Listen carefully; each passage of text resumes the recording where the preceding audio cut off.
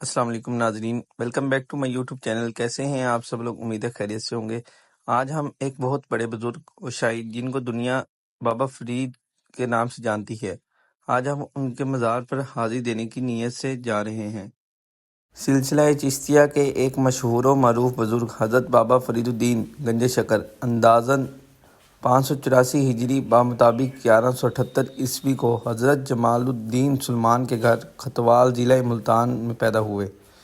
ان کے بزرگ سلطان صحاب الدین غوری کے زمانے میں ترک وطن کر کے پنجاب آئے اور یہاں آباد ہو گئے۔ ماں باپ نے آپ کا نام مسعود رکھا۔ فرید الدین آپ کا لقب ہے، لیکن عام طور پر آپ کو بابا فرید گنج شکر کے نام سے پکارا جاتا ہے۔ بابا فرید کی ابتدائی تعلیم ان کی والدہ کی نگرانی میں ہوئی، جو کہ ایک بڑی نیک و پارسا خاتون تھی۔ آپ نے چھوٹی عمر میں ہی قرآن پاک حفظ کر لیا۔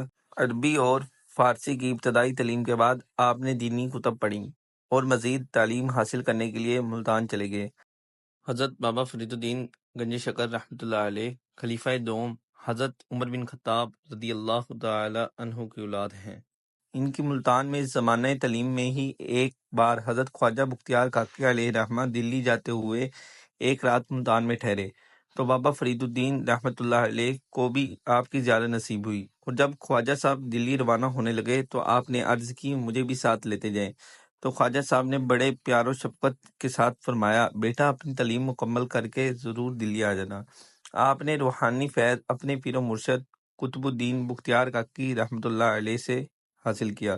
گنج شکر کا لقب، اس لقب کے متعلق کئی روایات ہیں۔ اس میں سے ایک روایت یہ بھی ہے، دفعہ نا یہ راستے میں جا رہے تھے تو ایک آدمی گزر رہا تھا شکل لے کر، تو آپ نے ان سے پوچھا کہ کیا لے کے جا رہا ہے؟ اس نے کہا میں نمک لے کے جا رہا ہوں۔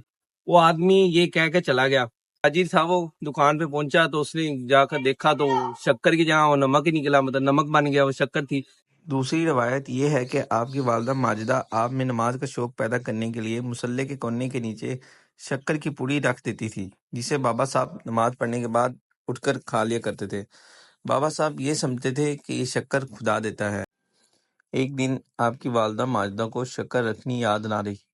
جب آپ شکر دینے کے لیے تشریف لائیں تو دیکھا بابا فرید شکر نوش فرما رہے ہیں، تو آپ اسی وقت سمجھ گئیں کہ آج اللہ پاک نے خزانہ غیب سے شکر عطا فرمائی ہے۔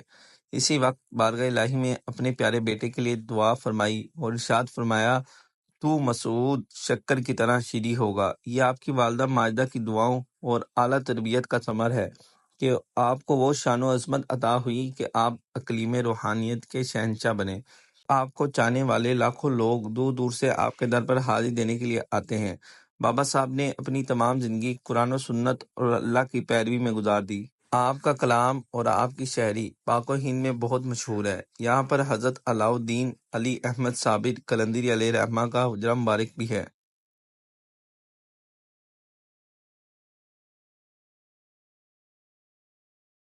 ابھی احمد بھائی نے بلایا ہے تو وہ کہہ رہے ہیں کھانا کھانے کے لیے بلا رہا تھا۔ میں نے کہا کھانا تو کھایا ہوا الحمدللہ فل ہے۔ اس نے کہا چلو چائے پیتے ہیں، پھر ابھی احمد بھائی چائے پلائیں گے چل کے۔